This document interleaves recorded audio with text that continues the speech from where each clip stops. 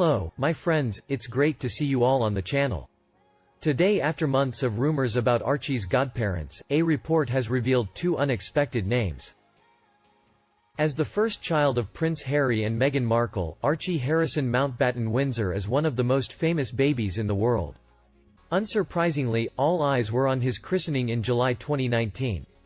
However, the two royals still managed to keep the identity of his godparents a secret for 6 months.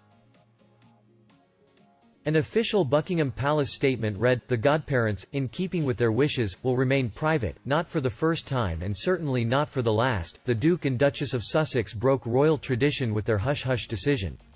So why exactly did the pair want to keep the chosen ones a secret? Well, as future events would confirm, Harry and Meghan value their privacy more than most things. They are also keen to ensure that those in their inner circle aren't hassled by the media. In fact, they have been careful not to mention any particular names since they first got together. The couple were first introduced to each other by a mutual friend. But while being interviewed at the time of their engagement, they refused to name the person responsible for setting them up. "We should protect her privacy and not reveal too much of that," Meghan told reporters when asked about the individual. And it wasn't just the identity of the godparents that Harry and Meghan decided to keep secret from the world's press on the big day. In fact, the royals wanted the whole ceremony to remain as clandestine as possible. And their choice of venue, Windsor Castle's private chapel rather than the more traditional St. George's Chapel, certainly helped. No members of the press were allowed to take photos of the ceremony or any of the guests entering or exiting the chapel. This was in stark contrast to the christenings of William and Kate's 3 children. Indeed, the Duke and Duchess of Cambridge gave photographers permission to snap away at the arrivals of those attending. Of course, there was one notable figure who wasn't there to be photographed at all. Archie's great-grandmother, better known as Queen Elizabeth II, reportedly had to miss the ceremony due to a prior engagement. However, this wasn't as big a snub as it may have seemed. The long-reigning monarch also failed to attend the baptism of Prince Louis, William and Kate's 3rd child, in 2018. Those wanting to see the royal tot on his big day weren't left entirely disappointed. His parents did allow some pictures taken by Chris Allerton, a celebrated photographer, to be unveiled shortly after the christening had finished. An official statement read, "The Duke and Duchess of Sussex are overjoyed to share the happiness of this day, and would like to thank everyone around the world for their ongoing support." Adorably, Archie's christening gown was the same that his cousins George, Charlotte and Louis had worn for their christenings. This hand-me-down approach is actually a family tradition which began way back in the mid-19th century. And although Archie's gown had only recently been made, it was designed to replicate the outfit requested by Queen Victoria for her firstborn. Archie was baptized by the Archbishop of Canterbury in the lily font, the same silver bowl that's featured in every royal christening since 1841. And the water used certainly wasn't from the tap. Indeed, Harry and Meghan's firstborn's head was wetted with water from the same source that John the Baptist used for Jesus, the River Jordan. So which of Harry and Meghan's nearest and dearest got the chance to see Archie wearing the gown in person?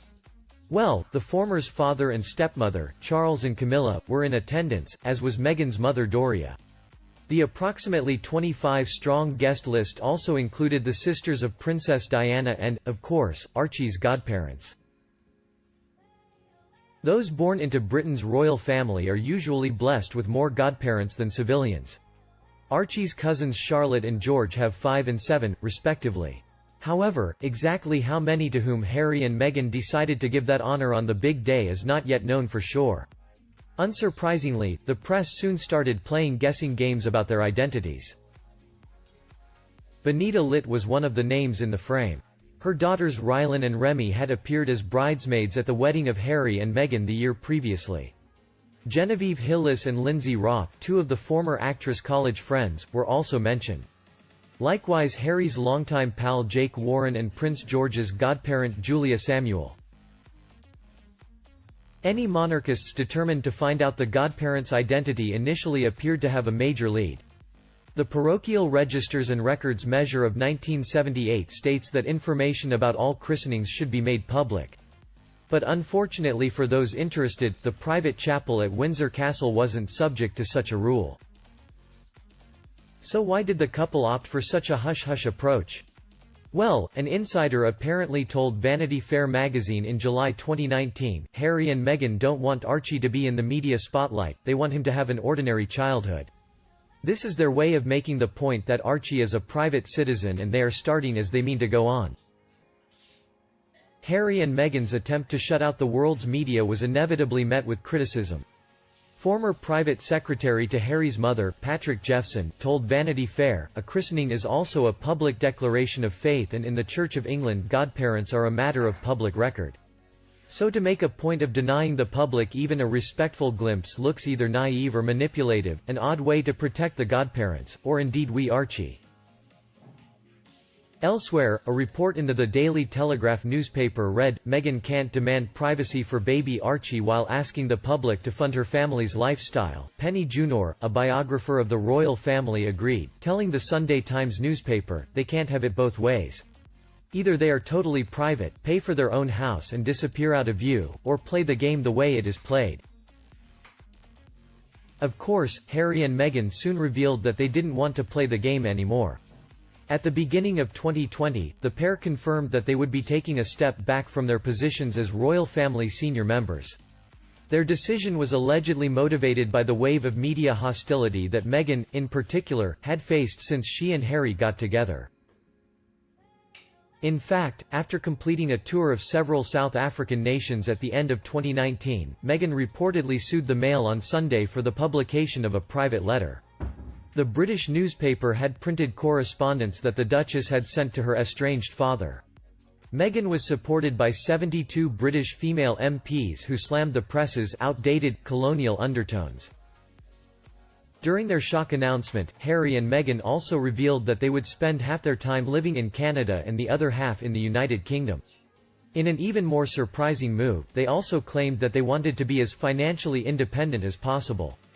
But they were still keen to state that they would be continuing to assist Queen Elizabeth in their duties as a royal couple. Unfortunately, the couple's anguish at being hounded and constantly scrutinized by the world's media didn't appear to deter everyone.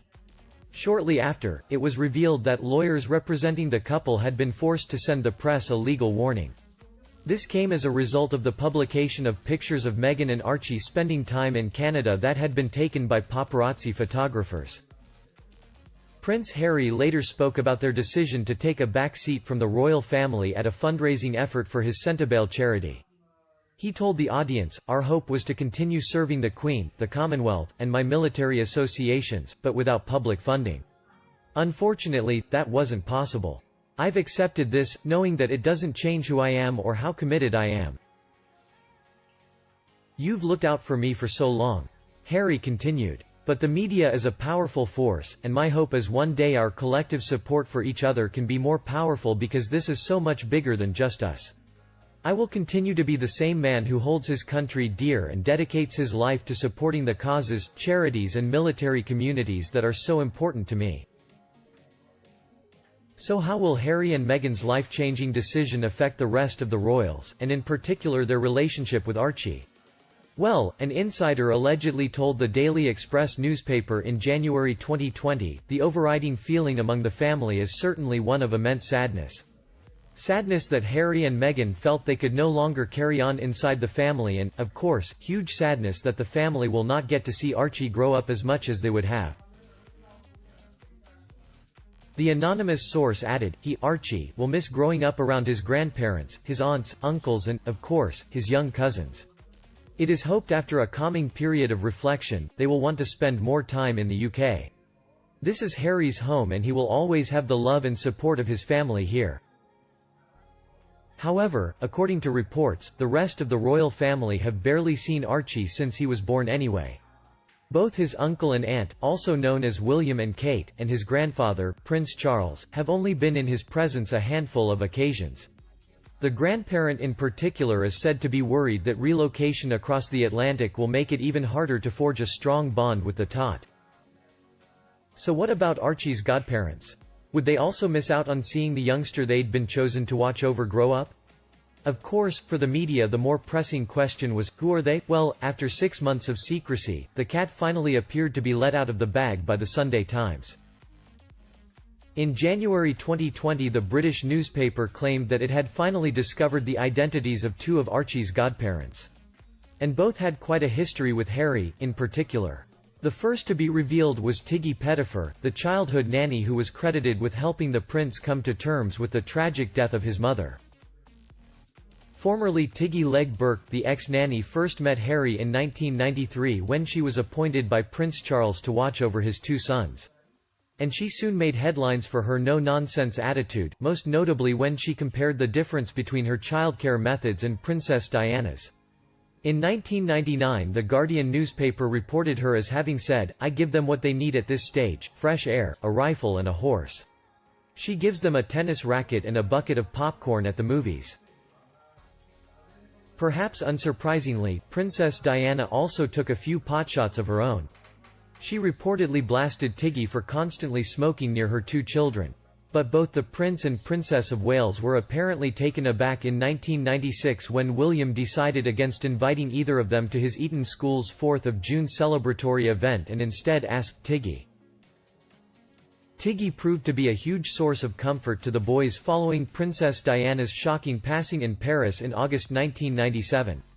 But she found herself in trouble once again a year later when she allowed both William and Harry to abseil at a Welsh reservoir without any safety helmets or lines. The press reported that only the prince's intervention saved Tiggy from getting fired. After a whole host of rumors about sackings and resignations, Tiggy finally walked away from her royal duties when she got married at the end of 1999. The former nanny invited both William and Harry to the ceremony. But she apparently decided against asking her apparent adversary Camilla Parker Bowles, while Prince Charles failed to show due to a prior commitment. The second person named as Archie's godparent is also said to have been a tower of strength for Harry in the wake of his mother's death. Ex-Welsh Guards officer Mark Dyer served as a royal equerry for Prince Charles. And even after he left his post in the mid-90s he continued to maintain a close relationship with Harry and William. Harry attended Mark's 2010 wedding to Amanda Klein and was also asked to be godparent to his son Jasper. In 2018 the prince invited Mark to be an usher at his wedding to Meghan and Jasper to be a page boy. The former royal worker also serves as a trustee of Centibale, the charity that Harry co-founded in 2006 with Prince Siso of Lesotho. Mark also once managed the Sands End, the pub at which Harry and Meghan reportedly used to enjoy secret romantic meetings. And sources believe he's been a positive influence on the royal. Biographer Junor once claimed that Mark is one of the few people who talks some sense into him, Harry. The Sunday Times has since reported the identity of a third godparent to Archie, and it's another on Harry's side. Charlie van Straubenzee became friends with both the prince and his brother William when they attended Ludgrove School. The investment executive graduate was later asked to be an usher at Harry's wedding to Meghan. Returning the favor, Harry also played a vital part at Charlie's own wedding later that same year. The royal apparently took on the role of best man when his friend married Daisy Jenks in the English village of Frensham. Since 2011, Charlie has worked in a senior position at Brown Advisory, a British investment company. And some believe that Harry and Meghan's choices of godparents will help to bolster Archie's connections with his homeland. Referring to Mark and Tiggy, an anonymous insider reportedly told the E! News website, they were both constants in Harry's childhood and beyond. They are fascinating choices of figures in Harry's life that he will hope may keep Archie rooted somehow in the UK as they relocate to North America. Of course, if Harry and Meghan have stuck with royal tradition by selecting at least 5 godparents, then there are still at least a couple of names to be revealed. However, neither William nor his wife Kate are likely to appear on the list. The Duke and Duchess of Cambridge haven't asked Harry to be godfather to any of their 3 kids. But that doesn't mean that there's any kind of rift between the 2 brothers. Indeed, by all accounts William and Kate simply believe that Harry's status as an uncle is already special enough. So instead they decided to give various other family members and close friends the honor of being more involved in the lives of George, Charlotte and Louis. How do you feel about this news? Comment, let us know to discuss. If you guys found it useful, please subscribe to my channel so you don't miss the latest and greatest news. Once again, thank you all for helping me these past few days. Thank you very much.